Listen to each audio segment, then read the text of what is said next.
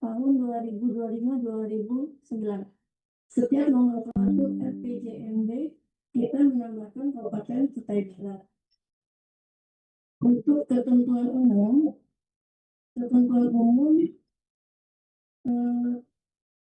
mungkin nomor poin 3 yang kita hapus, poin nomor 3, kemudian nomor 6, karena di situ menyebutkan tentang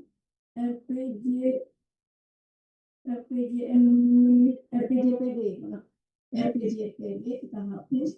Ini nomor 3, 6, kemudian nomor 10 dan nomor 11 kita hapus. Selanjutnya pasal 2, semua izin pimpinan apa? Mungkin karena untuk pasal 2 sudah sampai pasal 2 sampai pasal 11 mau izin koreksinya menyampaikan secara ini tulis saya kirim supaya nanti saudara gede untuk perbaikannya nanti izin perbaikannya nanti diterima habis waktu. Mungkin itu saja dulu pimpinan Bapak. Terima kasih. Assalamualaikum Baik. warahmatullahi wabarakatuh. Waalaikumsalam warahmatullahi wabarakatuh. Terima kasih Bu Lisna. Jadi kalau tadi kita mendengar sekilas, sebenarnya koreksinya ini hanya koreksi-koreksi minor saja, penambahan-penambahan pada pasal atau ayat atau bahkan judul yang tadi ada sedikit kekurangan, misalnya menambahkan nama kabupatennya, tahunnya dan lain sebagainya. Nanti secara lengkap kami meminta bantuan untuk bisa dibuatkan catatan tertulisnya, Bu Lisna, supaya nanti bisa kami sampaikan juga ke Bapeda Litbang Kabupaten Kutai Barat atau ke bagian hukumnya, supaya nantinya pada saat proses penetapan batang tubuhnya juga tidak terlalu banyak lagi koreksi. Dan satu hal mungkin yang penting Bu Lisna, karena ini kami juga targetnya menetapkannya di tanggal 20 Agustus, mudah-mudahan nanti pada saat pengurusan nomor register itu juga bisa dibantu supaya nanti kita tidak terlambat dari ketentuan yang sudah ditentukan, yaitu 6 bulan pasca pelantikan atau paling lambat tanggal 20 Agustus. Mungkin itu Bu Lisna, terima kasih. Selanjutnya kita berpindah ke Dinas PUPR Provinsi bidang penataan ruang berkaitan dengan bagaimana pencermatan RPJMD yang telah disusun ini kaitannya dengan dokumen RT RW. Kami persilakan dari Dinas PUPR bidang tata ruang.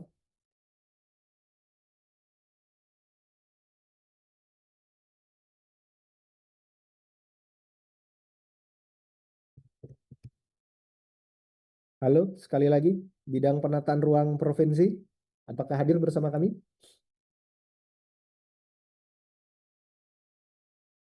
Cek, cek. Ya, terdengar Mas Rizky, silakan. Ya, Pak Vino, terima kasih untuk kesempatannya. Jadi kaitannya dengan RPJMD Kabupaten Kutai Barat secara garis besar sudah selaras dan konsisten dengan dokumen RT RW Provinsi Kalimantan Timur dari arah kebijakan pembangunan, pemanfaatan ruang, program prioritas sektoral, dan juga terkait dengan penguatan pusat-pusat pertumbuhan daerahnya. Nah, memang sinkronisasi ini penting ya untuk menjamin konsistensi antara program yang ada di Kabupaten Kutai Barat dengan provinsi, di mana juga Kutai Barat ini masuk dalam program prioritas provinsi dalam sektor pengembangan pariwisata dan energi listrik, di mana nanti diharapkan indikasi program yang tercantum di RPJMD ini dapat selaras. Selain itu juga diharapkan mendukung struktur ruang makro yang ada di RT RW provinsi, terutama jaringan infrastruktur yang memang secara strategis ini melewati atau melintasi Kabupaten Kutai Barat. Nah, integrasi spasial dan indikasi program ini juga perlu diperhatikan. Nah, ini masukannya. Setelah ini diharapkan memang pemerintah Kabupaten Kutai Barat juga akan dapat menyusun dokumen sinkronisasi program pemanfaatan ruang, di mana dokumen tersebut mensinkronkan antara rencana pembangunan yang ada dalam hal ini RPJMD dan sebagainya dengan rencana spasial dalam hal ini nanti rencana RT/RW Kabupaten Kutai Barat. Sementara itu dari kami, Pak Vino, terima kasih. Baik, makasih Mas Rizky dari bidang penataan ruang. Jadi tadi ada beberapa catatan berkaitan dengan kesesuaian dengan struktur ruang gitu ya. Nanti coba dicek kembali dengan substansi yang ada di dalam RPJMD. Baik Bapak Ibu, kita lanjut ke perangkat daerah lain, yaitu Dinas Lingkungan Hidup Provinsi, berkaitan dengan keselarasan dengan KLHS yang sudah disusun oleh teman-teman RPJMD teman-teman Dinas Lingkungan Hidup Kabupaten Kutai Barat. Apakah sudah divalidasi? Kemudian kalau sudah divalidasi, bagaimana proses pengintegrasiannya dengan RPJMD Kutai Barat yang sudah disusun? Kami persilakan kepada rekan-rekan Dinas Lingkungan Hidup Provinsi untuk menyampaikan catatannya.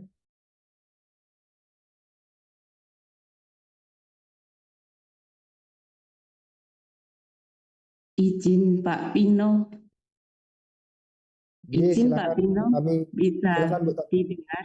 Iya, mohon izin.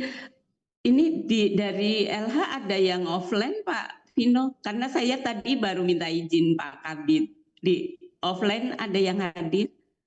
Oh gitu Bu. Ini kebetulan apa namanya kita karena Kutai Barat juga ternyata nggak bisa hadir, jadi kita full online kan saja. Andai kata Oh ada ya, yang hadir di offline Bu, mungkin bisa join saja melalui Zoom ini nanti supaya bisa memberikan saran dan masukan. Mungkin bisa diinfo begitu Bu Tami. oh, siap, mohon izin. Saya ini takut tabrakan aja karena tadi Pak Kabid menyampaikan saya minta izin bisa gabung. Saya bilang seperti itu. Jadi untuk KLHS Pak Vino, alhamdulillah Kabupaten Kutai Barat sudah mendapatkan surat validasi tertanggal 28 Juli 2025. Dan sebagai catatannya ada beberapa hal yang nanti harus ditindaklanjuti karena kemarin kan ini prosesnya kan belum ada dokumennya ya, rancangan awalnya. Jadi kami memastikan rekomendasi yang sudah disampaikan di KLHS sudah terintegrasi nanti di dalam programnya. Karena tadi ada beberapa isu strategisnya, salah satunya adalah tingginya potensi kerusakan LH sebagai dampak aktivitas pertambangan.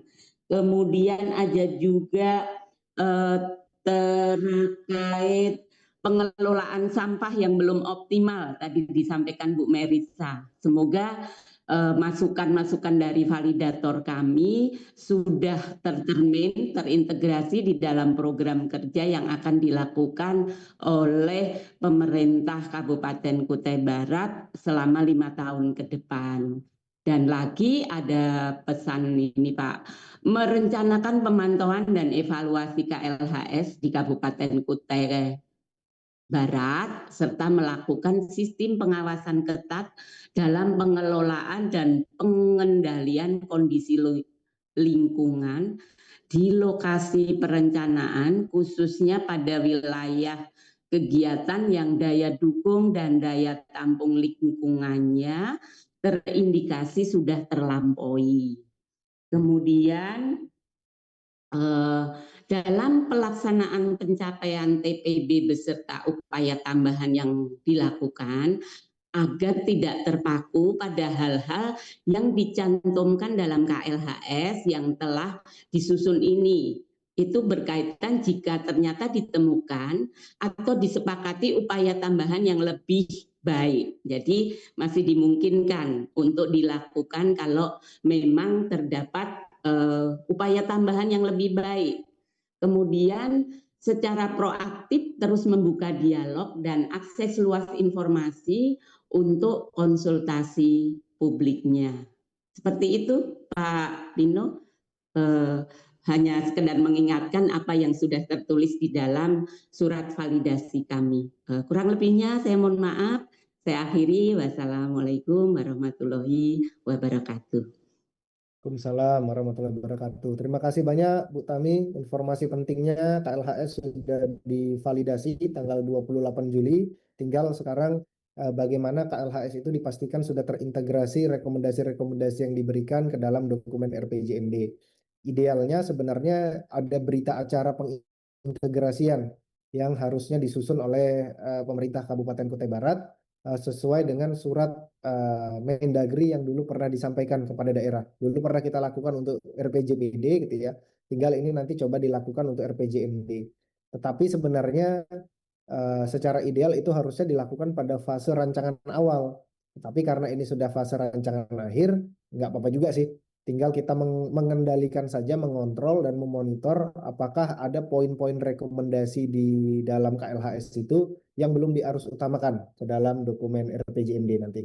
Jadi mungkin itu Pak Yudi minta tolong mungkin ada tim yang khusus memantau apa ya catatan-catatan pada saat validasi itu mudah-mudahan sudah terintegrasi semua ke dalam dokumen RPJMD. Selanjutnya kami berikan kesempatan kepada Inspektorat Daerah Kalimantan Timur Pak Bambang.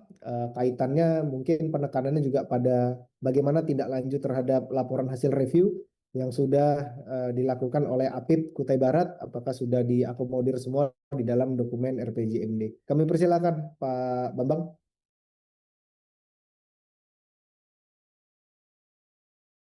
Oh ya, bisa terdengar suaranya jelas?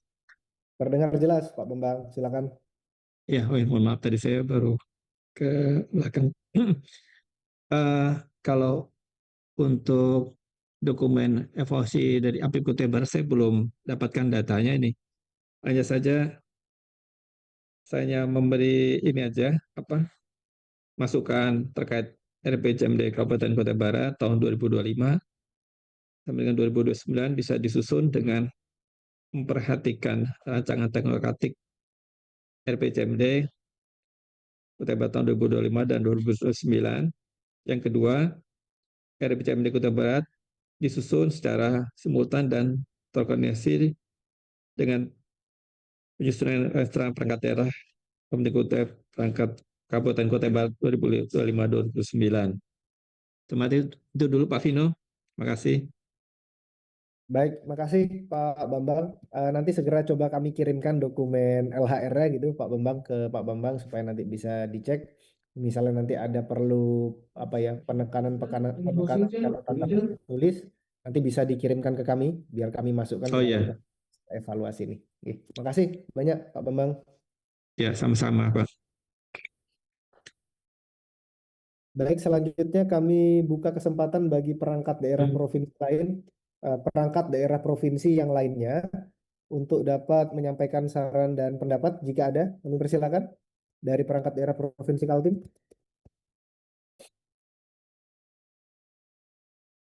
Siapa tahu yang tidak teridentifikasi oleh kami.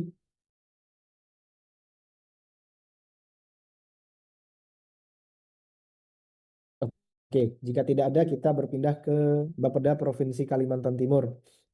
Untuk catatan dari Bapeda Provinsi Kalimantan Timur akan kita mulai dari bidang pemerintahan dan pembangunan manusia terlebih dahulu. Yang pertama kami berikan kesempatan kepada Pak Mispoyo, Kepala Bidang PPM. Apakah monitor bersama kami, Pak Mispoyo? Siap, Mas. Siap, Mas. Silakan, Pak Poyo. Terima kasih atas kesempatannya.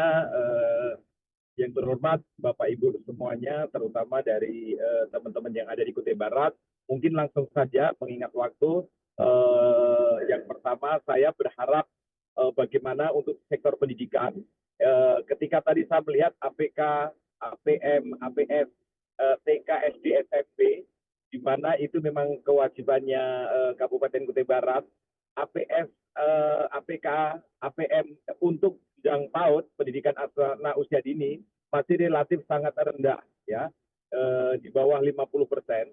Kami berharap dengan adanya kebijakan wajib belajar 13 tahun, minimal 1 tahun PAUD, ini benar-benar diperhatikan bagaimana ke depannya nanti dalam 5 tahun PAUD itu bisa seluruh warga yang berusia PAUD bisa sekolah PAUD, ya.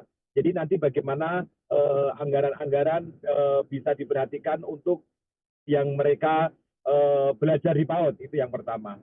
Kemudian selanjutnya yang kedua juga masih ada anak angkat putus sekolah, saya baik itu tingkat SD SMP, kami mohon ini berkali-kali kami mohon wadahlah perhatikan mereka untuk kejar paket ABC-nya, karena kejar paket ABC yang itu merupakan tupoksi dari Kapkota agar mereka yang tidak bisa sekolah di formal itu nanti bisa sekolah di non formal paket ABC gitu ya.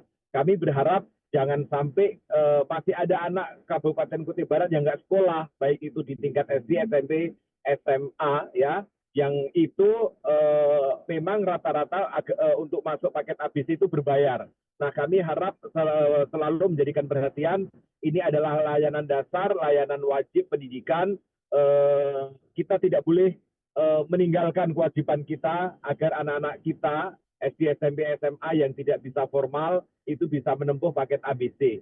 Kemudian selanjutnya mohon dukungannya teman-teman yang ada di Kabupaten Kutai Barat untuk mendukung program gratis pol. Salah satu di antaranya saya juga sudah melihat datanya, ada beberapa guru mulai yang pertama guru PAUD itu banyak yang belum S1, masih banyak yang SMA. Kemudian guru SD, guru SMP juga belum 100% berkualifikasi S1. Nah, kami mohon mendorong bagaimana teman-teman Kabupaten Kutai Barat yang nanti memberikan beasiswa, mohon diutamakan untuk tenaga-tenaga guru, tenaga-tenaga pendidik dan kependidikan. Karena sejak tahun 2014 wajib seluruh guru itu sebenarnya S1. Nggak boleh lagi yang dia masih D2, D3, apalagi SMA yang mungkin mengajar PAUD. Nah, ini tolong menjadi perhatian, berkali-kali saya ingatkan, harapan saya jangan sampai pembentukan SDM kita yang itu adalah dari guru yang harusnya S1 belum S1. Nah, nanti mohon kerjasamanya ketika tidak bisa masuk ke perguruan tinggi di Kalimantan Timur, mereka guru-guru kita dorong untuk masuk UT, ya universitas terbuka, ijazahnya diakui. Dan ini mohon ketika nanti ada beasiswa dari kabupaten kota, bisa menganggarkan untuk beasiswa yang di perguruan tinggi khususnya untuk universitas terbuka. Kemudian izin lagi Mas, nanti mungkin teman-teman akan melengkapi karena ini saya urgent ya menyoroti itu. Kemudian di bidang kesehatan, data terakhir mengalami kenaikan khususnya prevalensi stunting.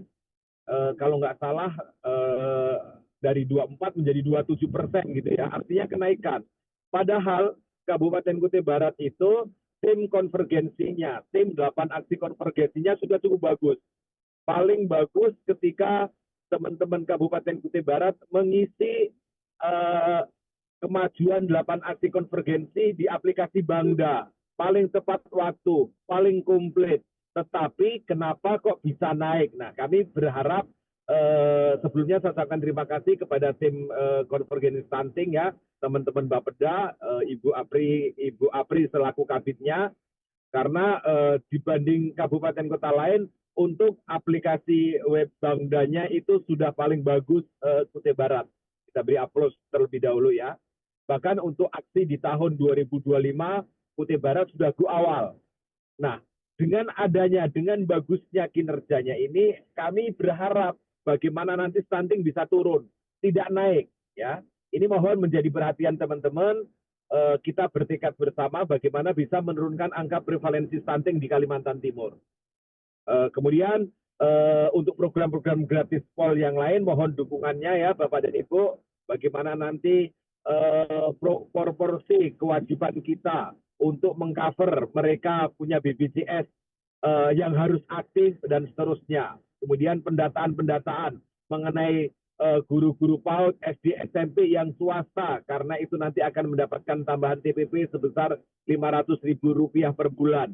Termasuk bagaimana nanti teman-teman yang ada di sana, marbot atau penjaga rumah ibadah yang masuk dalam Kemenak, silahkan juga ketika dimintai datanya lebih aktif kembali, berkoordinasi dengan Biro Kesra, berkoordinasi dengan Dinas Pendidikan, agar kebijakan yang ada di Provinsi Kalimantan Timur 5 tahun ke depannya itu bisa didukung oleh teman-teman yang ada di Kabupaten Kutai Barat. Mungkin ini dulu Mas Dino, Makasih banyak, sehat semuanya. Assalamualaikum warahmatullahi wabarakatuh. Waalaikumsalam warahmatullahi wabarakatuh. Terima kasih Pak Mispoyo atas catatannya di sektor PPM. Lanjut ke bidang, mohon maaf masih di bidang PPM, lanjut ke Mas Hamsani. Persilakan Mas Hamsani. Baik, makasih pimpinan rapat yang kami hormati Pak Kepala Bapeda, Pak Yudi, beserta para kepala bidang yang hadir, rekan-rekan perangkat daerah provinsi dan juga teman-teman perangkat daerah Kabupaten Kutai Barat. Ada beberapa hal yang coba kami berikan catatan untuk Ranhir. Yang pertama, ada beberapa catatan kami Pak Yudi yang sudah ditindaklanjuti, namun juga ada beberapa mungkin yang terlewat dari teman-teman, dan kami coba mengingatkan kembali beberapa catatan di Ranwal tersebut. Yang pertama terkait dengan substansi peta jalan ilmu pengetahuan, ini di dokumen Ranhir ini sudah tindak lanjuti. Kita bisa lihat yang di sisi sebelah kanan ini sudah ada apa ya, urgensi terkait dengan penambahan ini. Kami berterima kasih, ini sudah ditindaklanjuti. Kemarin di Ranwal kami juga minta ini ditambahkan, dan ini sudah ditambahkan pada dokumen Ranhir. Yang pertama. Kemudian yang kedua, untuk yang terkait dengan kemiskinan, kami mohon izin Pak Yudi, Mbak Apri, di sini mungkin terlewat. Ini belum ada tindak lanjut terkait dengan apa yang kami coba sarankan, baik itu terkait dengan breakdown data kemiskinan per kecamatan yang per lokus yang mungkin juga belum tertambahkan, juga terkait dengan informasi kemiskinan ekstrim. Walaupun memang deklarasi teman-teman di Kubar ini kemiskinan ekstrim tidak ada, tapi secara substansi mungkin pada dokumen Ranhir ini ada kaitan ataupun juga beberapa informasi terkait dengan kemiskinan ekstrim ini, sehingga apa yang akan nanti kita inlinkan dengan dokumen nasional maupun juga provinsi ini juga saling bersambungan. Itu yang juga akan menjadi catatan. Kemarin belum sempat ditindaklanjuti. Yang selanjutnya di ketenagakerjaan, kami terima kasih ini Pak Yudi, beberapa data yang kemarin kami lihat memang masih capaiannya 2023, ini sudah mulai diupdate di 2024 beberapa catatan. Tapi kami melihat masih ada satu catatan yang belum belum terfollow up oleh teman-teman, yaitu terkait dengan jaminan sosial ketenagakerjaan. Nah, karena memang di arah kebijakan ini ada menyangkutkan terkait dengan jaminan sosial, kami mengharapkan ini tetap ditambahkan pada gambaran kondisi keadaan daerah terkait dengan jaminan optimalisasi ketenagakerjaan ya, khususnya tenaga kerja rentan.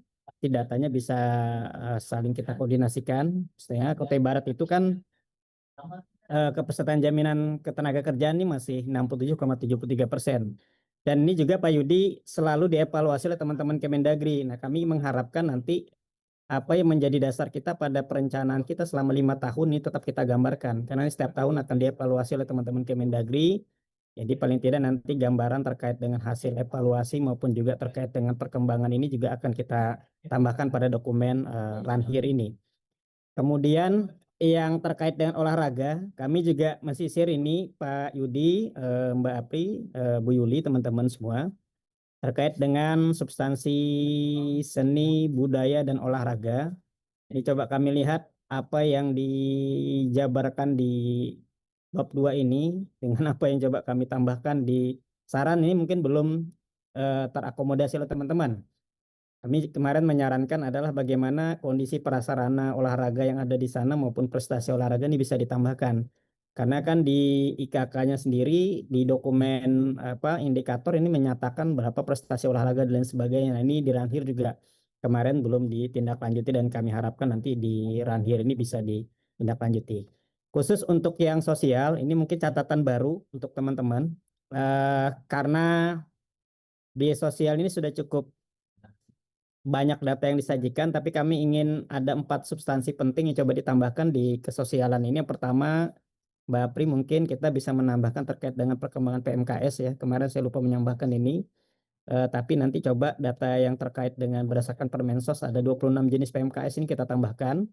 Kemudian juga terkait dengan data disabilitas, nah ini tetap juga akan menjadi concern, karena nanti di teman-teman Bappenas maupun Kemendagri juga akan mengevaluasi terkait dengan masalah disabilitas ini dan termasuk juga capaian sosial SPM yang ada di Kabupaten Kutai Barat.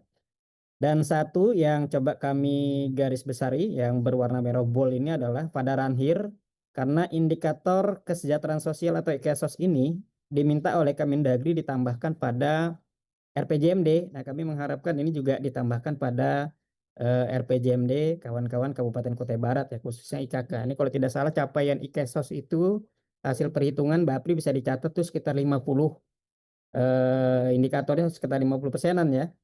Dari intervensi data 95% itu teman-teman Kubar itu sudah hampir 55% menyampaikan bukti dukung evidence dari data. Nah, ini mungkin nanti berdasarkan hasil evaluasi atau menjaga perhitungan yang sudah dilakukan oleh teman-teman Dinas Sosial Provinsi, ini juga akan menjadi masukan juga terkait dengan indikator kesejahteraan sosial di Kabupaten Kutai Barat. Karena informasinya nih Pak Yudi, IKSOS ini yang di provinsi ini merupakan kumulatif daripada teman-teman kabupaten kota. Nah, nanti kalau misalnya indikator ini tidak ada, akan tidak berkesesuaian juga nanti dengan capaian yang ada di provinsi, itu yang menjadi catatan baru. Kemudian yang ini sudah, terima kasih sudah tindak lanjuti. Kemarin kami meminta substansi permasalahan dijabarkan terkait tenaga kerja ini secara substansi, ini juga sudah menggambarkan secara konkret ya. Ada tingkat pengangguran yang terbuka karena pendidikan, kompetensinya juga kurang. Kemudian kualitas tenaga kerja yang ada di Kubar juga kurang, juga optimalisasi hubungan industrial ini belum berjalan dengan baik. Kami terima kasih ini juga sudah dimasukkan dalam beberapa permasalahan. Dan yang selanjutnya juga terima kasih untuk target indikator, kami melihat di Ranhir juga sudah ditambahkan. Nah, ini sudah kemarin kan masih belum disampaikan oleh teman-teman dan ini sudah dicantumkan. Tapi mungkin sarannya Pak Yudi, Bu Yuli tinggal OPD penanggung jawab saja. Misalnya kayak di kesejahteraan sosial rata-rata ramah sekolah, apakah Disdik dan lain sebagainya, TPK itu di Disnaker. Mungkin ini kemarin belum sempat saja kali ya termasuk dalam dokumen Ranhir ini. Mungkin itu saja catatannya. Dan yang terakhir ini catatan baru lagi, kami berharap di kepemudaan dan olahraga itu sisi sebelah atas ini adalah dokumen Ranhir Kutai Barat. Memang menspesifikasikan ada jumlah presentasi pemuda dan lain sebagainya sampai ke bawah. Nah, kami menyarankan untuk indikator ini bisa berkesesuaian dengan yang ada di provinsi ya. Yang pertama rasio kewirausaha pemuda, kemudian persentase atlet yang masuk dalam Platda ya. Kalau di Kubar Platda ya, kalau di kami di provinsi itu nasional, dan juga tingkat partisipasi kepramukaan. Ini mungkin nanti bisa menjadi catatan terkait dengan Ranhir di teman-teman Kutai Barat. Mungkin itu pimpinan rapat terkait dengan beberapa catatan untuk Ranhir. Semoga di waktu yang cukup mepet ini juga bisa menjadi kesempurnaan daripada Ranhir teman-teman di Kutai Barat. Mungkin itu Mas Vino, kami kembalikan lagi. Makasih. Assalamualaikum warahmatullahi wabarakatuh. Baik, makasih Pak Hamsani. Masih ada yang lain dari bidang PPM Ya, yang ingin izin Mas disampaikan? Bino. Ya, silakan Pak Sukandar. Saya juga mau share, izin share. Kok lain yang di share nih? Bentar.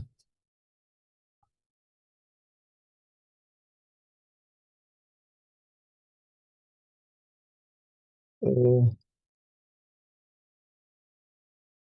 yang di share lain kan nih?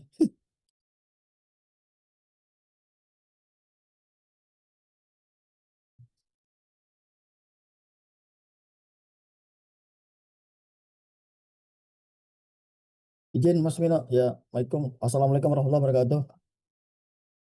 Eh, sedikit aja kalau dari saya nih untuk Kubar, masukan saya kemarin untuk menambah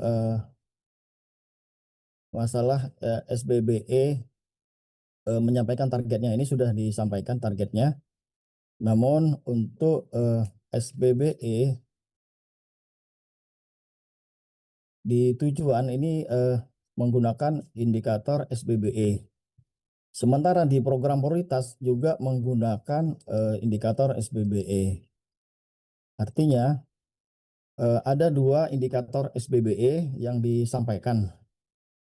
yang harusnya kalau sudah digunakan di indikator sasaran kepala daerah tidak lagi digunakan di indikator program prioritas. Nah, untuk di program prioritas sebaiknya menggunakan indikator lainnya, mana yang dengan program pengelolaan aplikasi informatika. Nah, sebagai informasi untuk SPBE tahun terakhir dinilai hanya tahun 2025 berdasarkan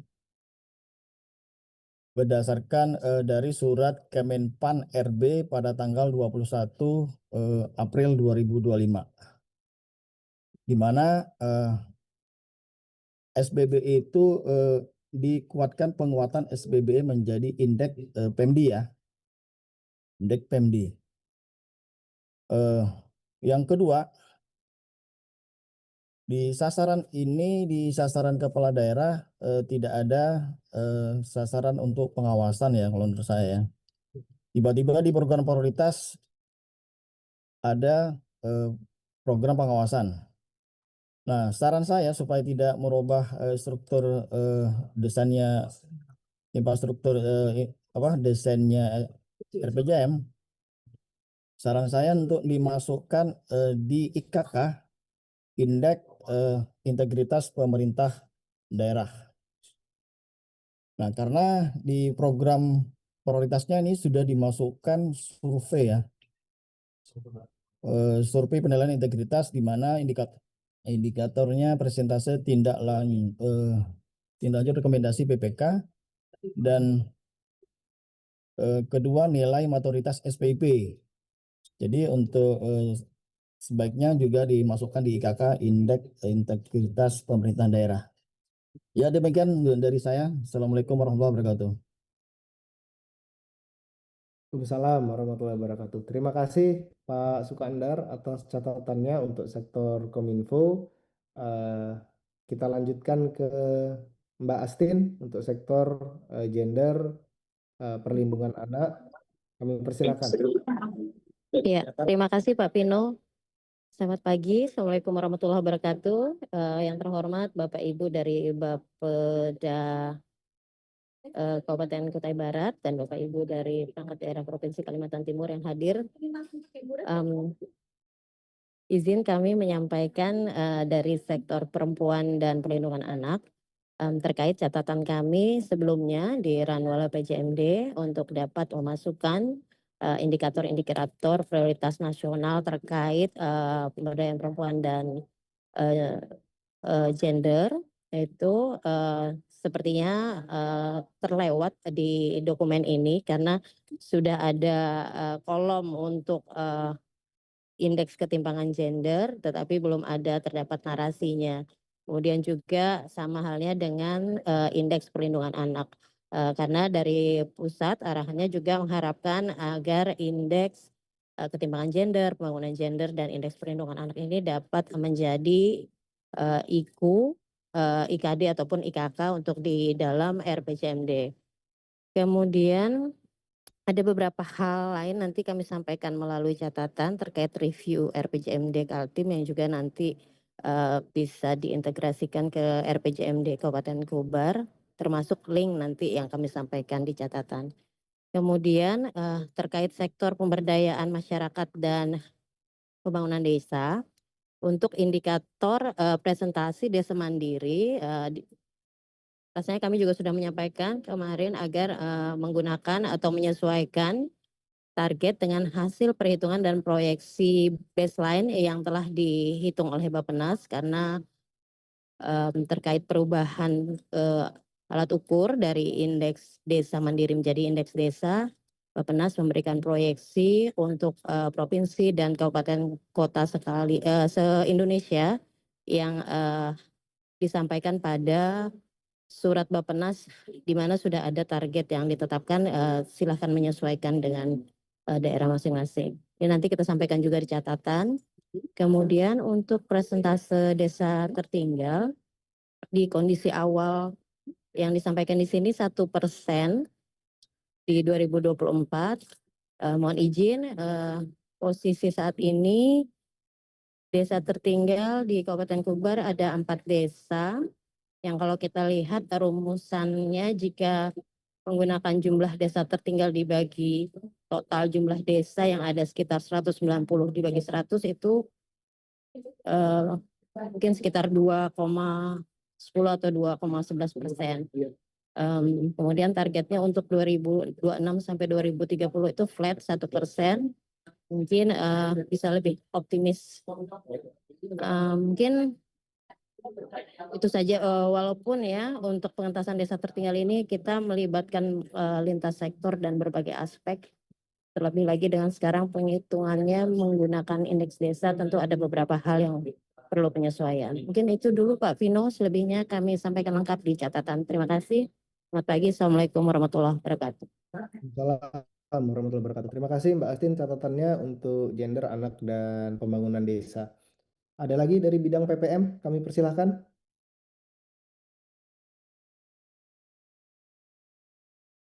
Baik, kalau tidak ada kita bergeser pindah ke bidang infrastruktur dan kewilayahan terlebih dahulu.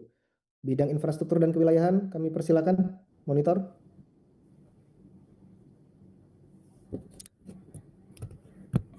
Monitor Mas Bino. Ya, silakan Pak Didi. Assalamualaikum warahmatullahi wabarakatuh. Terima kasih atas kesempatan yang diberikan.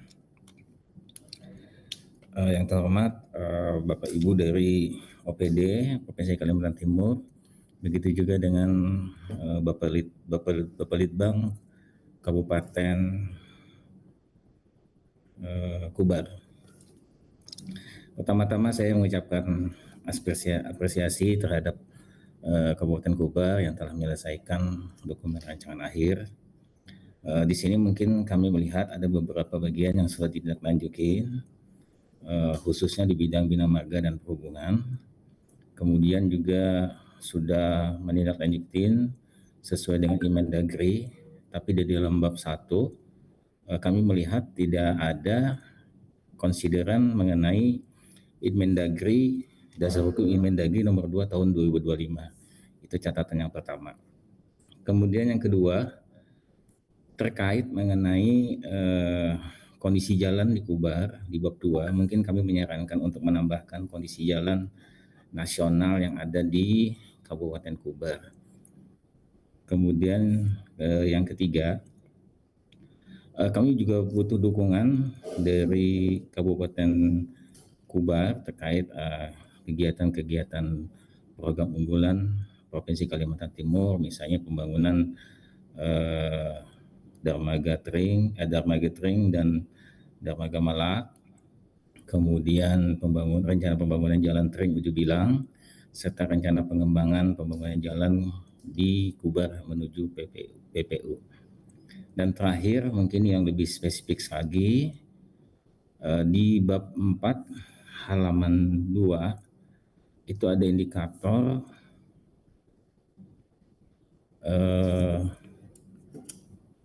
terutama di program pengembangan jasa konstruksi. Di situ indikator adalah persentase tenaga kerja konstruksi kualitas ahli. Mungkin kami koreksi saja, kalau kualitas asli ini itu adalah kewenangan provinsi, sedangkan kewenangan kabupaten adalah kualitas terampil. Mungkin itu aja Mas Pino yang bisa sampaikan. Selanjutnya kami akan menyampaikan secara tertulis khusus di bidang BM dan HUK. Makasih Mas Pino. Assalamualaikum warahmatullahi wabarakatuh.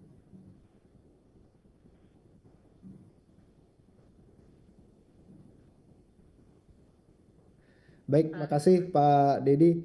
Ada lagi dari bidang infrastruktur dan kewilayahan? Izin Pak Bino, mungkin nanti dari bidang Pak Ibnu kami sampaikan secara tertulis. Begitu juga hasil yang pernah kita sampaikan pada rancangan awal RPJMD yang menjadi kesatuan bidang infrastruktur. Makasih Mas Bino. Oke, makasih Pak Dedi. Selanjutnya kita ke bidang perekonomian dan sumber daya alam. Kami persilakan Pak Gatut, Kabid Perekonomian dan Sumber Daya Alam untuk memberikan catatan.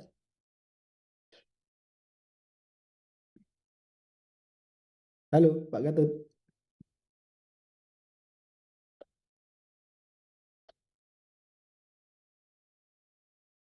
Oke Pak Gatut, kalau belum ada mungkin ada rekan-rekan lain dari bidang PSDA.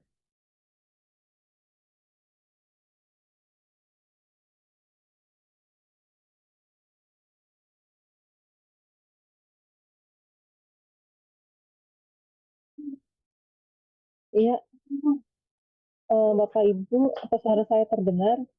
Ya silakan Mbak Mia, lanjut. Oh ya, ini untuk catatan RPJMD Kubar, saya lihat pada catatan sebelumnya tidak semuanya eh, sudah terkonklusi, tapi ada beberapa yang belum. Mungkin dilihat lagi catatan sebelumnya dan yang beberapa yang saya kritisi di RPJMD yang terakhir ini. Di sini saya melihat kaitannya antara bab 2 bab 4 terhadap IKD-nya. Di bab 2 terlebih dahulu untuk urusan penanaman modal, capaian kinerja untuk tahun 2024 di sini ada indikator persentase investor yang berinvestasi dengan target 21%, tetapi realisasinya sudah 450%. Nah, ini menurut kami ini kurang wajar ya kalau misalnya capaian di 2024 ini sudah sangat pesimis, kemudian saya lihat kaitan di bab 4 di KD-nya ini indikatornya ini tetap dipakai terus. Nah, mungkin perlu dicermati kembali ya apakah memang indikator ini perlu dimasukkan di IKD, karena kan kalaupun misalnya persentase investasi tetap dimasukkan, seharusnya kan capaiannya itu tidak serendah ini. Kemudian metadata pengukurannya ini menggunakan data apa? Apakah data perhitungan manual atau mengambil dari aplikasi OSS? Nah, ini nanti dilihat lagi. Kemudian kaitannya di bab 4 adalah karena indikator ini juga menjadi indikator kinerja daerah, saya lihat di sini ada 7 indikator yang menjadi IKD. Mungkin saran saya ini tidak perlu semuanya menjadi IKD, karena kan yang bisa diukur dan dia berdampak pada RPJMD selama 5 tahun itu adalah nilai investasi PMDM, nilai investasi PMA. Dan di sini dua itu sudah mewakili gambaran nilai urusan penanaman modal di daerah Bapak Ibu. Kemudian kalaupun misalnya menambahkan indikator jumlah investornya, nggak usah dispesifikkan jumlah investor berskala nasional, karena kan selama investor itu melaporkan LKPM dan berkontribusi dalam pertumbuhan ekonomi, baik dia investor lokal maupun nasional, itu tetap diukur di dalam OSS. Jadi tidak perlu ada berskala nasionalnya, karena cukup jumlah investor yang berinvestasi itu sudah mewakili semuanya. Nah, ini dari keseluruhan 7 ini yang bisa benar-benar dipakai hanya 3, sisanya yang lain saya rasa tidak perlu jadi IKD, cukup jadi indikator di program saja. Mungkin itu masukan mengenai urusan investasi, mungkin akan dilanjutkan oleh teman-teman yang lain. Terima kasih. Assalamualaikum warahmatullahi wabarakatuh. Waalaikumsalam warahmatullahi wabarakatuh. Terima kasih Mbak Mia atas catatannya untuk sektor investasi. Lanjut ke Mbak Etsa ya, masih dari bidang perekonomian sumber daya alam dari sektor pariwisata. Silakan Mbak Etsa.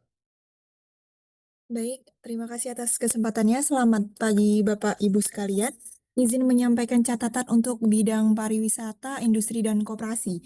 Yang pertama terkait pariwisata, pada bab 2 gambaran umum kondisi daerah pada halaman 2/18, pada paragraf 2 itu dijelaskan mengenai data pengunjung wisata tahun 2023.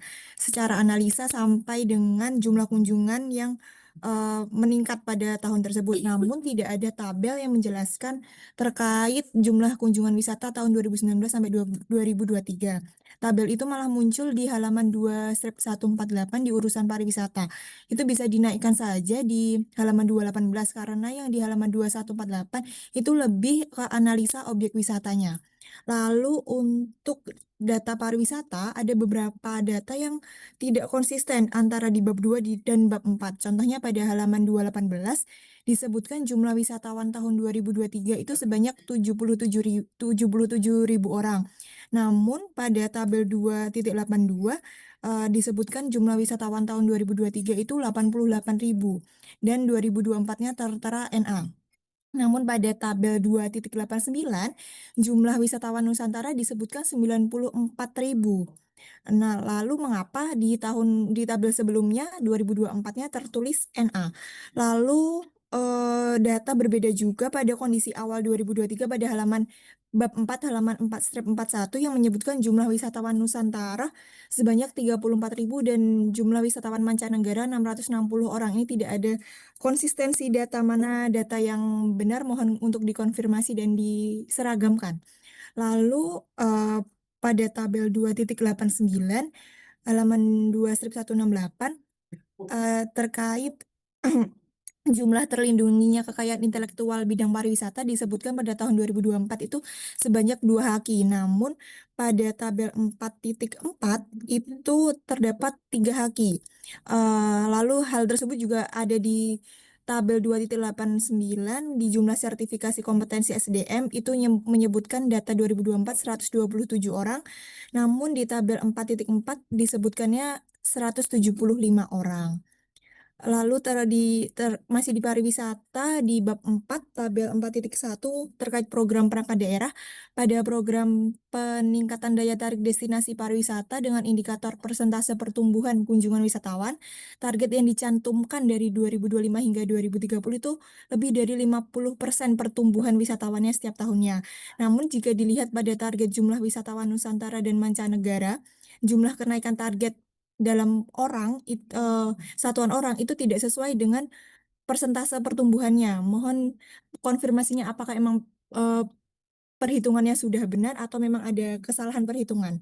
Lalu di target indikator jumlah promosi pariwisata dan ekonomi kreatif, kenaikan per tahunnya itu hanya 1 kali promosi kreatif. Padahal untuk realisasi tahun 2024 sudah mencapai 22 kali. Namun targetnya hanya 5, 6, 7 kali saja.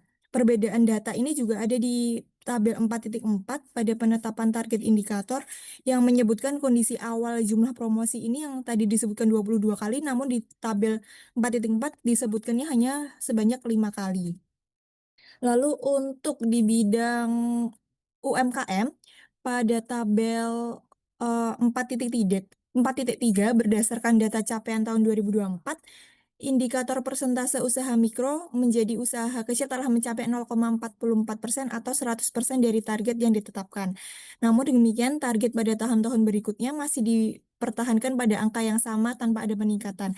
Melihat capaian yang sudah optimal di tahun berjalan, disarankan agar target ke depannya dapat dinaikkan secara bertahap.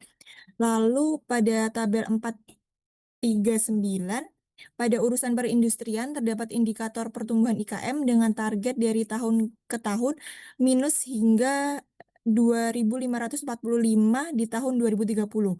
Hal ini bukan hal yang biasa jika terjadi terus-menerus. Diperlukan pendataan ulang dan pemutakhiran data IKM secara menyeluruh dan berkala. Pendataan ini menjadi dasar untuk mengetahui kondisi real dan sebaran pelaku IKM di wilayah Kabupaten Kutai Barat. Lalu secara keseluruhan ini belum ada pembahasan terkait ekonomi kreatif, PDRB akomodasi makan dan minum, dan PAD sektor pariwisata. Mungkin itu saja dari kami di sektor pariwisata, industri, dan koperasi. Terima kasih. Baik, terima kasih Mbak Etsa. Nanti catatan tertulisnya bisa disampaikan kepada Mbak Azra ya. Makasih.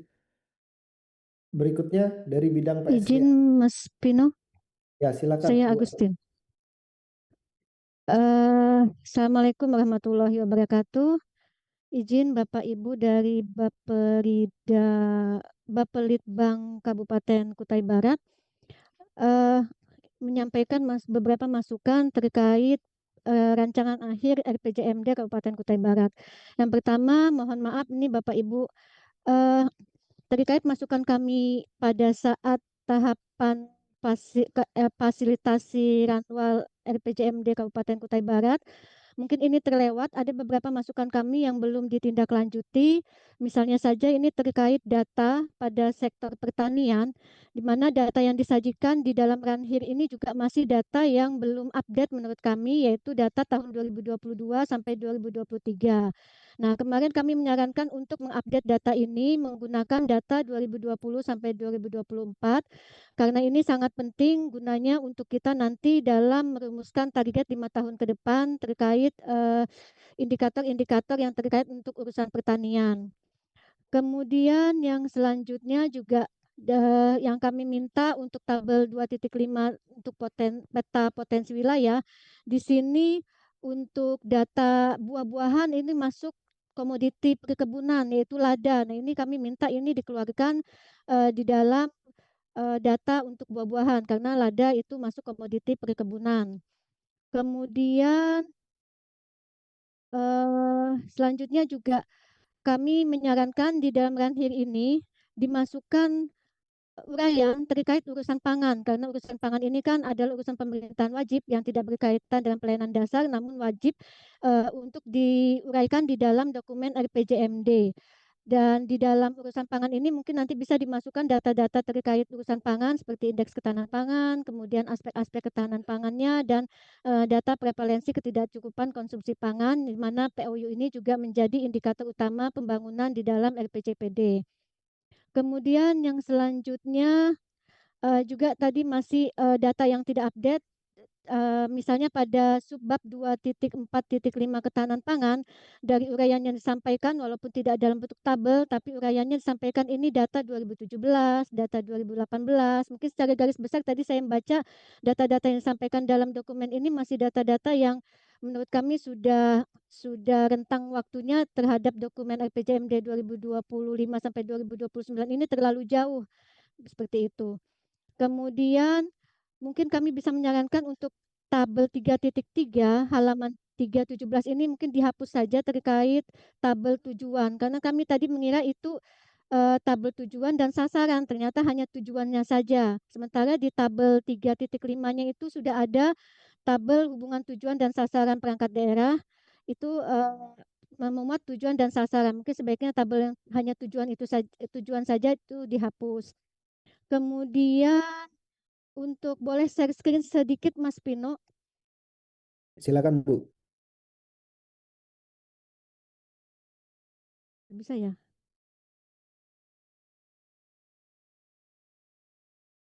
Nah, ini Bapak Ibu dari Bapelida Kabupaten Kubar terkait cascading antara tujuan sasaran RPJMD dengan tujuan sasaran perangkat daerah. Apakah ini sudah benar untuk tujuannya RPJMD pertumbuhan ekonomi kemudian dikascadingkan juga dengan tujuannya perangkat daerah meningkatkan daya saing sektor pertanian daerah. Nah, mungkin ini menurut kami mungkin ini apakah ini yang kenaikan tujuan perangkat daerahnya menempatkannya naik atau seharusnya dia turun pada untuk dikascadingkan dengan sasarannya RPJMD yaitu kontribusi PDRB sektor pertanian, kehutanan dan perikanan. Kemudian, namun untuk penggunaan indikator nilai tukar petani, apakah ini sudah cukup menggambarkan bahwa daya saing sektor pertanian daerah itu digambarkan dengan nilai tukar petani. Mungkin itu gambaran kami terkait urusan pertanian mungkin bisa dicermati kembali terhadap indikator tujuan dan sasaran di perangkat daerah ketika dikascadingkan dengan dikascadingkan dengan sasaran RPJMD Kabupaten Kutai Barat. Mungkin itu saja Mas Pino masukan kami mungkin untuk yang selanjutnya terkait program prioritas dan sebagainya mungkin kami akan sampaikan secara tertulis. Terima kasih. Assalamualaikum warahmatullahi wabarakatuh. Waalaikumsalam warahmatullahi wabarakatuh. Terima kasih Bu Agustin. Tadi ada beberapa atensi berkaitan dengan update data sampai dengan tadi mencoba mencermati keterhubungan dengan renstra perangkat daerah. Tadi ada tujuannya dan juga keselarasannya indikator yang digunakan apakah menggambarkan outcome kinerja dari tujuan yang sudah dirumuskan di renstra tersebut. Bisa menjadi bahan pencermatan rekan-rekan Kutai Barat. Baik, Bapak Ibu masih ada lagi dari bidang perekonomian?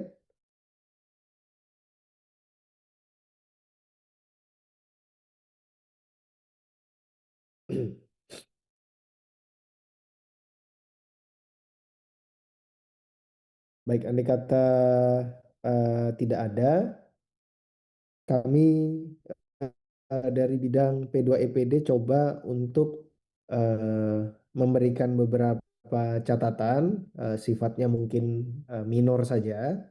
Yang pertama berkaitan dengan kesesuaian teknik penulisan dengan di Inmendagri 2 2025. Mungkin nanti bisa dicek kembali. Yang kedua berkaitan dengan adanya indikator-indikator yang digunakan gitu ya, diproyeksikan ke depan indikator A targetnya sekian, tetapi itu belum tergambar di dalam bab 2 kondisi sekarangnya. Tentu tantangan kita ada beberapa indikator itu yang memang baru akan digunakan gitu kan ya, baru akan digunakan sehingga kita tidak tahu sebelum-sebelumnya itu belum pernah diukur. Tetapi kita bisa menggunakan proxy atau beberapa pendekatan yang mungkin bisa menjadi gambaran ketercapaiannya. Itu juga kami bisa berikan sebagai saran dan masukan agar bab 2-nya bisa mewakili setiap indikator yang ingin ditargetkan di tahun 2030. Kemudian dalam hal penyajian IKD, IKK itu juga nanti pembagiannya di bab 4 bisa kembali dicek berdasarkan Inmendagri 2 gitu ya. Pembagian aspeknya, kemudian mana yang indikator urusan itu indikator kinerja kunci gitu ya. Itu di bagian bawah setelah aspek-aspek tersebut supaya nanti tidak tercampur.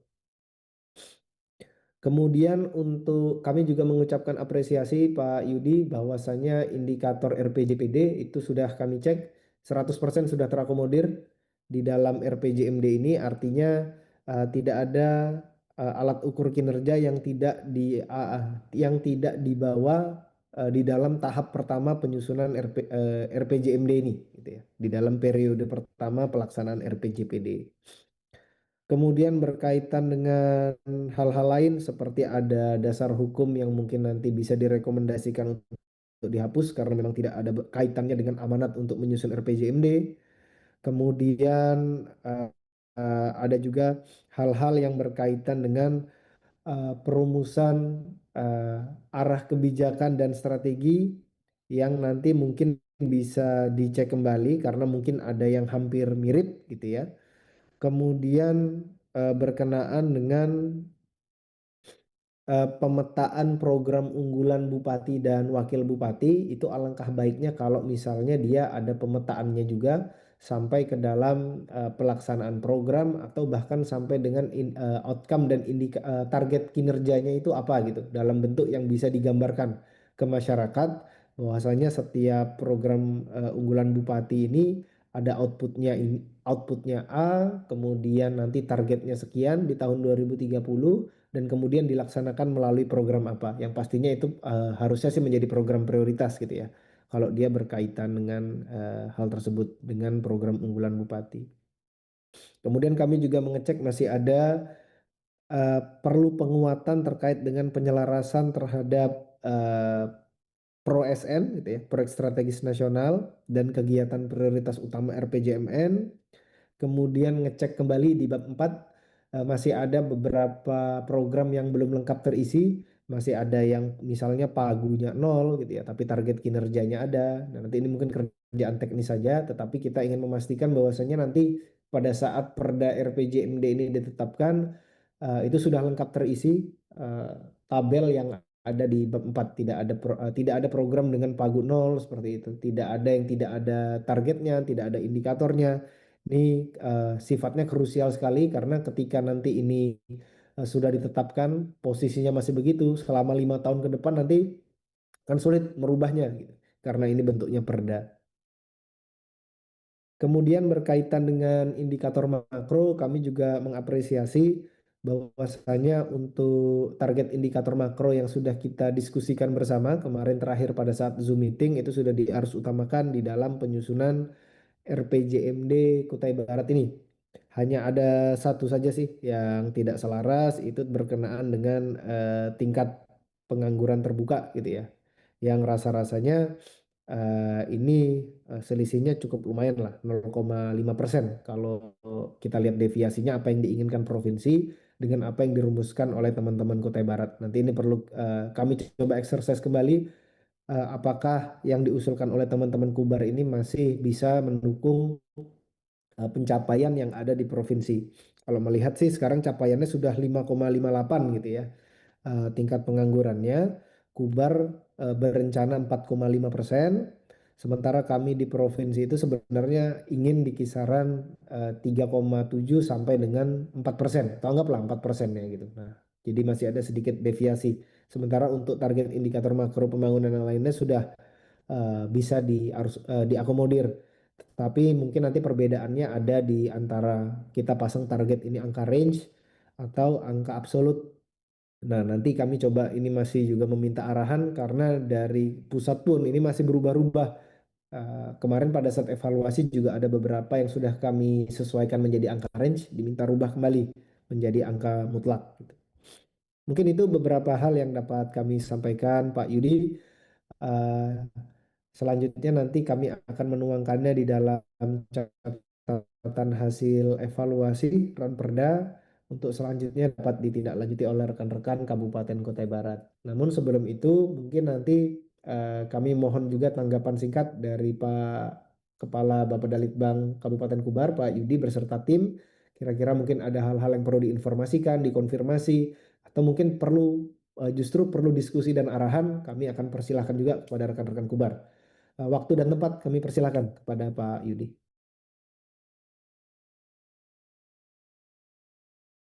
Kedengaran Pak Pino? Terdengar jelas, Pak. Oh ya, terima kasih Pak. Tadi ada beberapa catatan dari perangkat daerah di lingkungan pemerintah provinsi dan juga terutama dari Bapeda, sehingga nanti kami coba sesuaikan dari dalam RPJMD Kutai Barat. Jadi kami berterima kasih, ada beberapa catatan dan juga nanti mungkin walaupun tidak di waktu sekarang, mungkin nanti lewat Bu Yuli ada beberapa hal mungkin terkait juga tadi perbedaan di indikator makro terkait dengan TPT tadi ya. Nanti mungkin dimasukkan saja di dalam catatan evaluasinya Pak Pino. Kami siap mengikuti karena waktunya juga kita sudah mepet dan juga ada beberapa kegiatan, jadi mohon dibantu juga dalam mungkin beberapa hari ke depan karena kita sebelum tanggal 20 kemungkinan Pak Pino kita ingin sudah ada penetapan.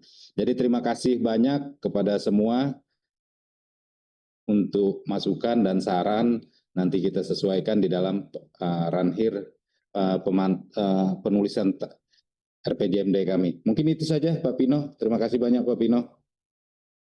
Baik, terima kasih Pak Yudi. Nantinya hasil evaluasi RPJMD ini akan kami targetkan selesai di kisaran minggu depan, Pak Yudi. Tetapi nanti mohon izin kami akan mengirimkan file berita acara terlebih dahulu untuk Pak Yudi tanda tangani bahwasanya proses evaluasi ini sudah dilaksanakan. Untuk selanjutnya nanti mungkin menjadi senjata cadangan lah ya itu ya berita acara ini kalau misalnya proses keputusan gubernur, karena ini kan sifatnya bukan surat gitu Pak ya, tapi keputusan SK gitu. Nah kalau SK ini mudah-mudahan nanti prosesnya bisa cepat, tapi kami akan berkoordinasi dengan Biro Hukum Provinsi agar nantinya bisa segera ditetapkan sesuai dengan batas waktu yang kita sepakati. Terlebih nanti ini kan tanggal 17, 18 ini, 17 itu Minggu, 18 itu libur rasanya Pak. Ya, 18 libur bersama. Nah, libur bersama. Jadi agak-agak ini juga kita nih agak-agak mepet sisa tanggal 19 dan 20. Mudah-mudahan nanti bisa anu lah ya, kita mitigasi bagaimana caranya supaya penetapannya bisa tetap di tanggal 20. Baik Bapak Ibu, kami dari Bapeda Provinsi Kalimantan Timur mengucapkan terima kasih yang sebesar-besarnya atas partisipasi Bapak Ibu di dalam pelaksanaan evaluasi Ranperda RPJMD Kutai Barat ini. Dan kami mengucapkan selamat kepada Bapeda Litbang Kabupaten Kutai Barat yang telah berhasil menyusun dokumen Ranperda RPJMD ini sampai dengan tahap akhir dan setelah disetujui oleh Dewan untuk disahkan menjadi peraturan daerah. Beberapa hal yang menjadi catatan ini nantinya kami juga mohon di feedback kepada kami dalam bentuk surat resmi dari Bupati kepada Gubernur mengenai catatan tindak lanjut terhadap hasil evaluasi Ranperda RPJMD Kutai Barat. Pak Kepala Bapeda juga titip salam kepada Pak Yudi. Mohon maaf tidak bisa hadir langsung memimpin acara ini. Mudah-mudahan nanti dapat waktu untuk bisa bersilaturahmi secara langsung kembali. Demikian kami tutup pertemuan ini. Kurang lebihnya kami mohon maaf. Wabillahi taufik wal hidayah. Assalamualaikum warahmatullahi wabarakatuh. Selamat siang. Waalaikumsalam warahmatullahi wabarakatuh. Waalaikumsalam. Makasih Kak Pino, teman-teman. Waalaikumsalam warahmatullahi wabarakatuh. Terima kasih, Mbak Disa.